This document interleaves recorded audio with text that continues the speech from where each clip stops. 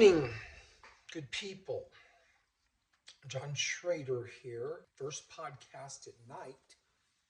I thought I'd try something today in a different light.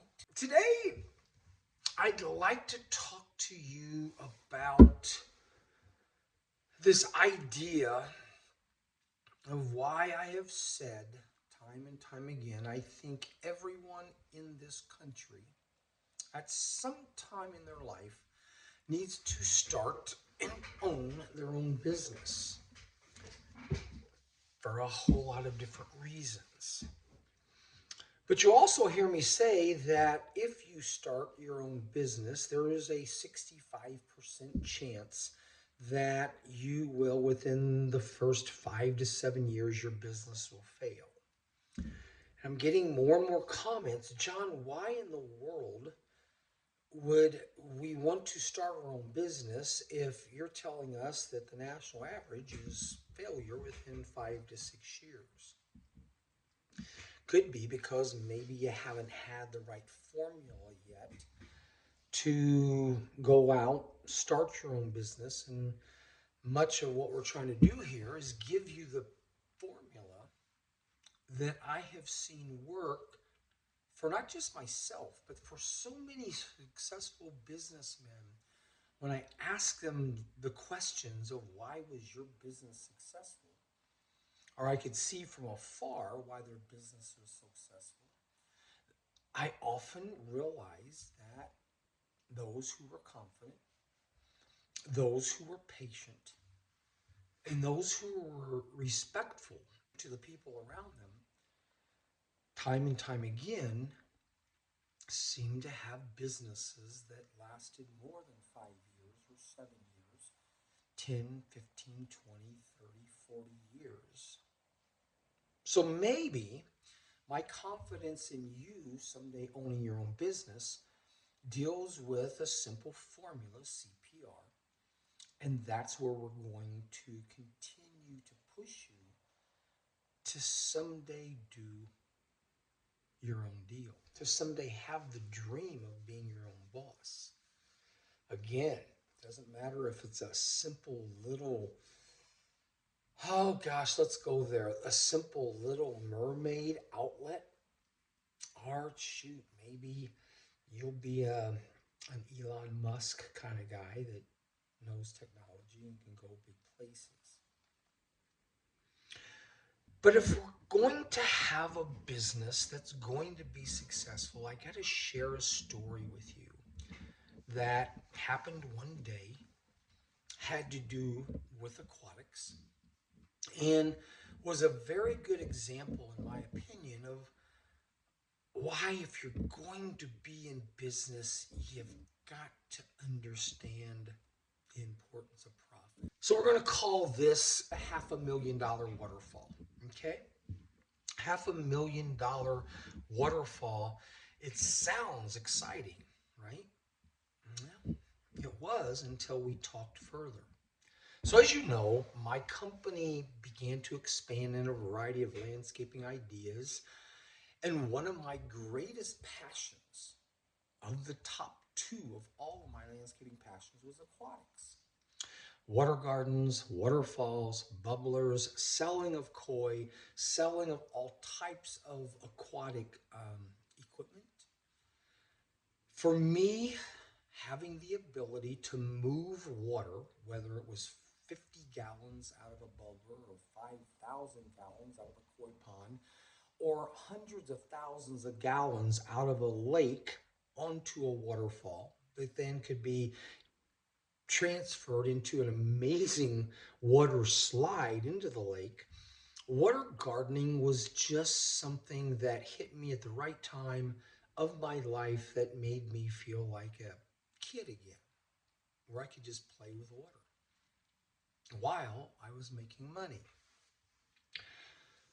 A lot of components with water features that required a lot of research. A lot of components that if you didn't do it right, you're going to be getting a call in 6 months to a year because suddenly the waterfall you had created was starting to leak. And if it started to leak and your customers pond became empty and the koi, which they spent lots of money on, were flopping around or dead, well, like everything else, it created some drama. With my company also in irrigation and a variety of other things, I remember one day I'm coming home from Indianapolis, driving down through southern Indiana. And as I'm driving home, I look up, and next to the road I'm driving on is a massive waterfall being constructed. Imagine there's 8 or 10, maybe 12 people on this hill, lots of equipment, EDPM rubber everywhere, probably hundreds of tons of stone. And it didn't take long for me at all to realize that somebody, this company, was putting together an amazing water feature. Waterfalls coming down 3 or 4 different areas. The pumps I saw were going to create a waterfall that was probably pushing anywhere from 50 to 100,000 gallons an hour. I was intrigued. When you understand me, as you're starting to, I think, when I'm intrigued with something, I want to learn more. This waterfall that they were building on the side of this very large hill was larger than most people were doing at this time. It was requiring enough labor and enough materials where I had to ask the question because I like asking the question. So I pulled over to the side of the road and I walked through the construction area, kind of pretending like I actually either worked there or I kind of knew what I was doing. And I could tell fairly immediately that this wasn't a really super happy group of people. They were working hard. They were creating what in southern Indiana was a very rare waterfall. But I just sensed something didn't quite feel right. So I finally found the people I needed to talk to who could say, hey, where is your manager? Who's in charge of this job? And they eventually pointed to the guy on top of the hill. And as I'm walking up this very large hill, seeing massive amounts of stone being placed, I introduced myself, told him that I had been in aquatics for a number of years, and I was absolutely amazed at how awesome this job looked. I couldn't wait someday to come back and see this huge waterfall going down 3 or 4 different, we'll call them tributaries, okay? And just noticing that they were using the right equipment, they were using the materials that dealt with biological and mechanical filtration, which we'll get into another day. So talking with the gentleman, I could tell he wasn't really much in the mood of wanting to discuss the project. I understand, you've got a lot going on. This project was probably going to take weeks and months to complete. He told me a little bit about how it all came about and what they were planning on doing. And then I asked the question. So just curious, do you mind telling me what you're charging for this water feature? And he looked at me kind of like, it's kind of ballsy that you asked me this question, but since you've asked, I will answer in the way I need to.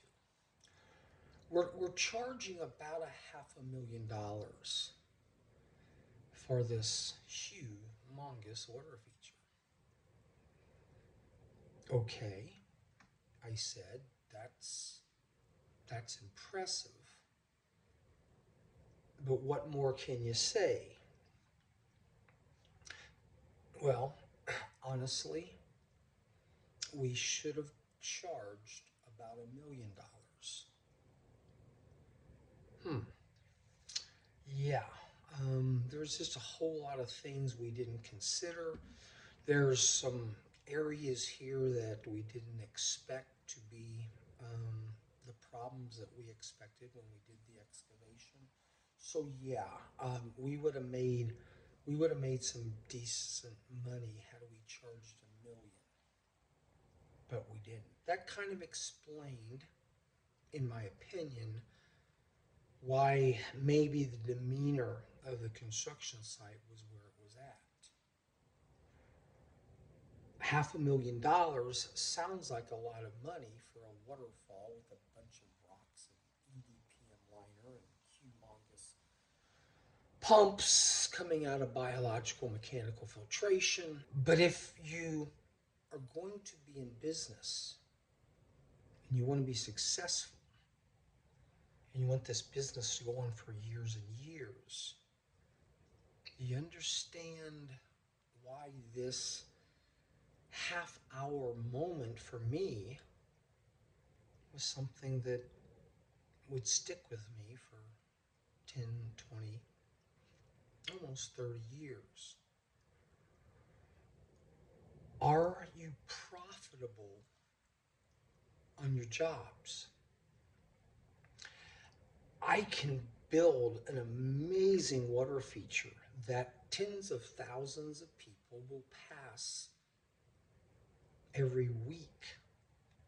And every one of those people passing will look up at that waterfall and say, oh my gosh, look how beautiful that is. Look at the water cascading down. How many linear feet do you think that is? And how many gallons per hour are those pumps pushing? And yeah, most people will just say, wow, that's pretty cool. It's pretty cool until you realize that if your company is off by $500,000 on what you should have charged, yeah, you may not be able to stay in business and follow your dream the way you want to. I find so often with startup companies or companies that have found their passion that so often they are so excited about getting the job. They're so excited about, hey, we were the low bid on the job, so we got the job. But if I'm off by $500,000, does that dream job become the nightmare job? Does that moment of, oh my gosh, guys, we got it, we're excited, turn into, why in the world did we bid so low? Was it inexperience? Could be. Were there unknowns on this hill that they couldn't quite understand until they started excavating it? Possibly. But jobs like these happen every day. There could be a similar job where you're a brand new company and you bid $5,000 for the job, and into the job you realize you should have bid $10,000. I'm sure there are companies out there that bid $200 million for the job, and years later they realized it should have been $400 million. You see where I'm going here? If you want to be successful in whatever your business is, you can't have these kind of jobs too often. You can't go out and 30, 40, 50% of the time you misbid or you charge so inexpensively that everybody loves you except for the banker.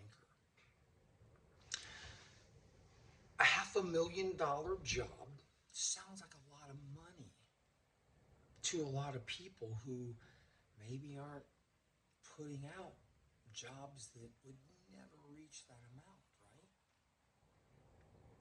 But it's just a ratio, it's just a number. My point is this: patience, respect, confidence. Somewhere along the line, they lacked one of those. I could tell by the equipment, I could tell by the people that they had respect for what they were doing. I could tell by the people that most likely were patient. But did they do the research? Did they research this job? Had they done many of these jobs before? Was the research that they did on what it was going to take to build this waterfall based on the design, whether they did it or an engineering company did it? Did they do the research to put themselves in the position to not be off by maybe $500,000? Whatever you decide to get into, I am going to suggest to you that when you bid, when you sell, when you create, when you go after your dream, I want you to make sure your profit margins are high. I want you to be the kind of person that says, if I can't make X number of dollars as my net profit, then I'm going to walk away from the job. I don't need something that's going to cost me and my company so much time, effort, and money that when it's all said and done, we lost some money here. It doesn't always happen that way. But I'm going to tell you, try to be the business out there that says, if I can't make any money, I don't need this. If I can't make a decent profit, I can walk away from this. Because the biggest mistake I find in many startup businesses is they are so desperate and want to do every job they can get their hands on that they lose sight on, am I being profitable? And 65% of businesses will fail. And 9 times out of 10, because they're not being profitable. All right? So, whatever you're going to get into, whatever you're doing, please don't be afraid to say, I'm going to be profitable in this job or I'm going to walk away. If I need to raise my prices because I want my profit margins to be X, then I'm going to do that. Yeah, you can take a little bit of time as you introduce yourself to society, the city, wherever you're at. Yeah, you might need a little bit of time to get your name out there, and some of the jobs might need to be showing your quality versus showing your ability to create a profit. But those have got to be extremely rare. All right? So, the $500,000 waterfall sounds really cool until you realize it should have been $1 million waterfall. And, you know, I can honestly say I never did get back to see exactly where that big waterfall was because, I don't know, life happened, distractions occurred. Maybe I'll get back there. All right. So, all this ice, all this snow, all this winter fun wants me to share a couple stories that maybe will give you a laugh. I don't know. I am one that when the lake freezes over, I think of my fish. So I've been spending a little time with a chainsaw on the lake, cutting out some sections of the ice so I can feed the catfish. And I've been amazed that on my lake, for whatever reason, there are areas of my lake that are 4 inches thick, and there's areas of my lake that are a ½ inch thick. And it's been really ironic to figure out, okay, why are some parts of my lake thick enough that, me and some of my friends can go ice fishing, and there's other parts of my lake that at my weight I can't really go on. So today I had the opportunity to go back in time.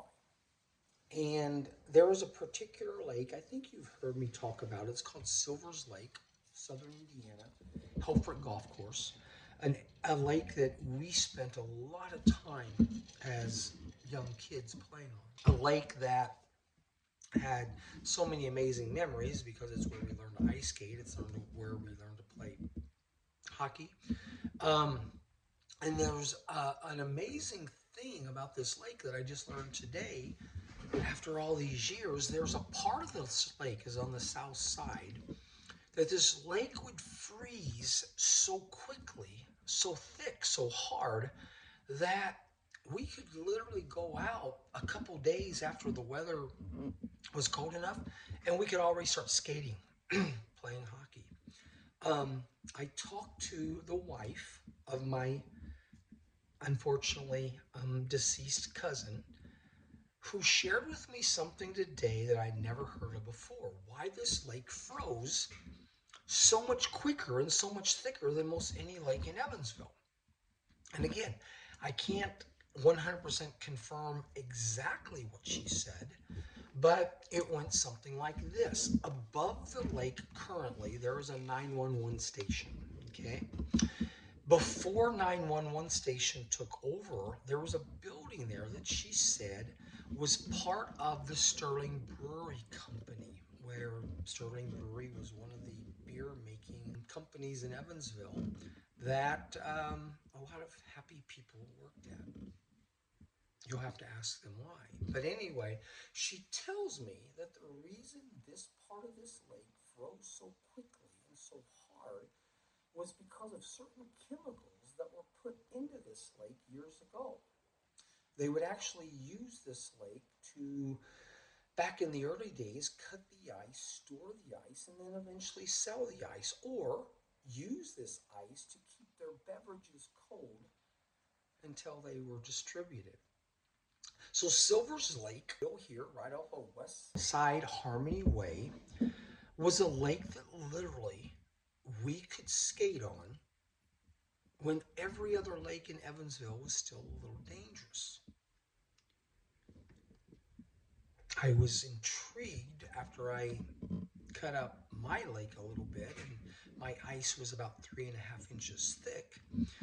I decided to take the chainsaw over to the lake. I didn't tell anybody, of course. What would that lake that I remembered always freezing over so quickly, what would the depth of the ice, the thickness of the ice be? And sure enough, after cutting a couple small sections, because no one was playing on the golf course because of the 5 inches of snow, sure enough, where I was cutting the ice, it was nearly 5.5 to 6 inches thick, almost twice the thickness of areas on my lake. But what makes this lake so fun? Better yet, what makes this lake so funny? Years ago, 1983, 84, 85, 86, somewhere around that time, we spent a lot of time in the winter going to the lake, skating on the lake, hitting pucks on the lake. And there was one particular day that I'll never forget. A particular day that a very good friend of mine, Mr. Lutz, Jerry Lutz, we all go out on this day because it was one of the coldest, most miserable days in Evansville for maybe 40 or 50 years. If I recall, the temperature was about 10 to 20 below zero with a wind chill factor of, oh my gosh, pretty darn cold. As my fraternity brothers and I were out of school, obviously, and things were a little boring, the city nearly shut down to the point where no one was going outside because the frigid temperatures made it so miserable in some cases almost dangerous. But you know how you are when you're 20, 21, 22. You are invincible, and every adventure is just right around the corner. So, boys, hey, out of school, out of ideas, we're bored inside. Let's go to the lake and do some skating. We've got some hockey sticks, we've got some pucks. And yes, because we were legal, we had a couple cases of beverages that we were going to partake in. And sure enough, here we were on one of the coldest days in the history of Evansville. We were out on the lake having fun, but we also built a big fire. We weren't planning on staying like all day, but for the next 2 or 3 hours, we had nothing better to do. And it just so happened that while we were all playing out on the lake, enjoying our moment of frivolity, we suddenly see a van pull up, a van from the local news agency. We were all out on the lake, but we had our good friend Jerry was tending the fire. It was a nice fire, big enough that it would keep people warm, and not so big that we would require a fire engine or fire department to come to put it out. I remember watching the van doors open, and sure enough, a lady with a really cool warm hat and a very, very thick coat comes out with her microphone, and the other gentleman who had the video camera walks down to Jerry and begins the interview.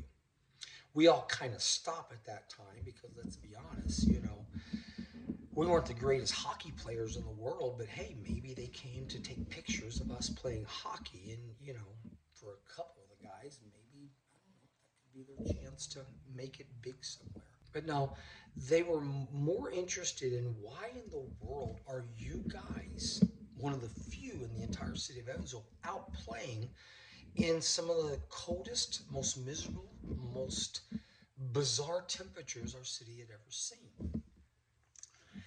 Well, we were young, adventurous, excited that, hey, this is a good place to be.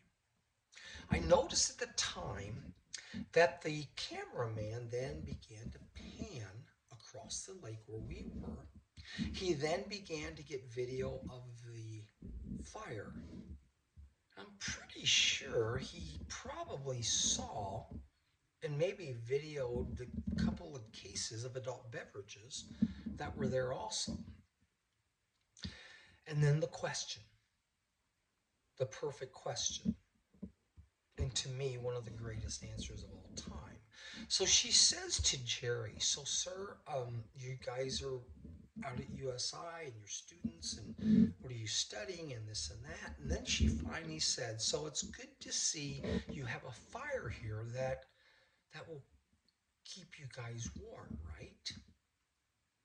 The fire was built to keep you warm, correct? And my great friend Jerry said, no, ma'am, actually, we built the fire to keep our beer from freezing because we really didn't want our beer to freeze where we would then have to leave too early. She took a moment, processed what he said, and sure enough, about 4 hours later that night on channel 14 or 25, I believe it was channel 14, they do the story. And they are brave enough and happy enough and excited enough for my friend Jerry to be on the news to say that, yes, a real fire, the purpose of a great fire is not always to keep everyone warm, but it is to keep the beer from freezing. Mr. Lutz, I'm sure you remember that day, and we were all back at the fraternity house that night as we all watched, and they didn't care much about the puck or the guys skating, but by God, they did care about the fire. So, would you ever feel like you could be in a place And would you ever have the wit, the creative thinking, to be able to tell the newscaster what was probably one of the best answers many of them had ever heard? So, that being said, just a few other thoughts today that I want to push your way. Number one, let me give a moment's thought and prayers and respect to the people of California. As you know, they have been suffering and struggling with one of the most devastating fires this country has probably ever seen. My hat's off to all of the first responders, all of the firemen, all of the volunteers who are spending countless number of hours out there helping their neighbors, helping their people. Don't know where it's going to end. Don't know what's going to come of it. But right now, I just want to take a moment to keep those people in our thoughts and prayers and truly thank all of those who are spending all that time and putting their lives on the line to put those devastating fires out. Another thing I want to just kind of mention, I was able to watch the funeral of Jimmy Carter, 100-year-old amazing man that, in my opinion, you can decide where he was as a president, good, bad, or indifferent. But I can honestly tell you, I think Jimmy Carter, not just the president, but the man, was so incredibly amazing that he could reach out to everyone, and he did. He was a politician, which will mean as a politician, he will be loved by some and he will be denigrated by others because that's what politics is all about. But to me, Jimmy Carter was a person that his entire life he showed us just how much he cared for his fellow man. When he finally retired from being a president, I guess we can call that retirement, he just didn't go out and write a bunch of books and hang out with some friends. And no, Jimmy Carter was the kind of guy that spent many, many, many days of the rest of his life helping those people, building those houses, Habitat for Humanity. I mean, here was a guy that he didn't need to do anything but just relax in the sun and dream about being one of the 46, 47 presidents of our country now. Jimmy Carter was an amazing man that realized that his value to mankind, his value to this country, didn't stop at the Oval Office. It continued way after. And to be able to live to 100 was just absolutely amazing. As I watched the funeral, I'm thinking, okay, finally somebody could bring the red and the blue together. Somebody had the ability to bring our political moment to a spiritual moment, to a God moment. And if you watched it and you saw how Democrats and Republicans were able to talk and share moments, and you didn't get caught up in which politician was talking to which politician, and you spent more time on, hey, here were all the presidents and the first ladies talking, sharing, and honoring with great respect who I think was a gentleman that was as diverse in his entire life than just about any president we had. A president that he worked hard for his country before politics, during politics, but most importantly, after he got out of the White House, he spent decades helping our fellow man. So I just wanted to kind of recognize him. So I don't know if I've sent the video out about our gaggle of turkeys. I know it's gaggle of geese, but a bunch of turkeys have been hanging out by the house, scaring the crap out of the birds that are eating all the bird seed. But once again, I love the turkeys who are hanging around the house. That makes me realize that they're part of God's plan. So loving God, loving this country, and still realizing that we as a country, we have a long way to go, but for some reason I feel like maybe, just maybe, we're going to start working together. Um, Maybe we can once again realize we are always going to have differences of opinion. We're always going to see this world differently, but maybe we can start to realize that we don't have to condemn each other because we have a difference of opinion. We can literally take our differences of opinion, work with some compromise, and maybe a whole lot of this country can start to move in a better direction. I love my family because, somebody's got to take care of me someday, right?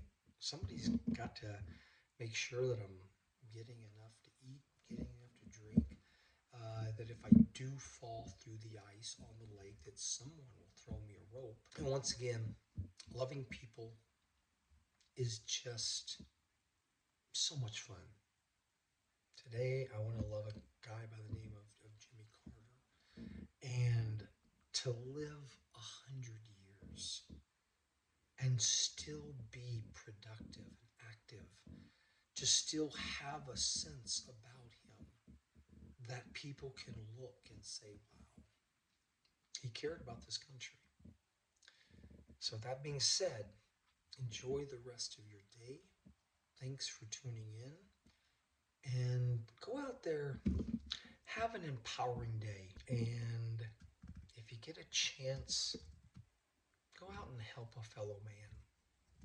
I promise you, it will make you sleep better at night. Enjoy.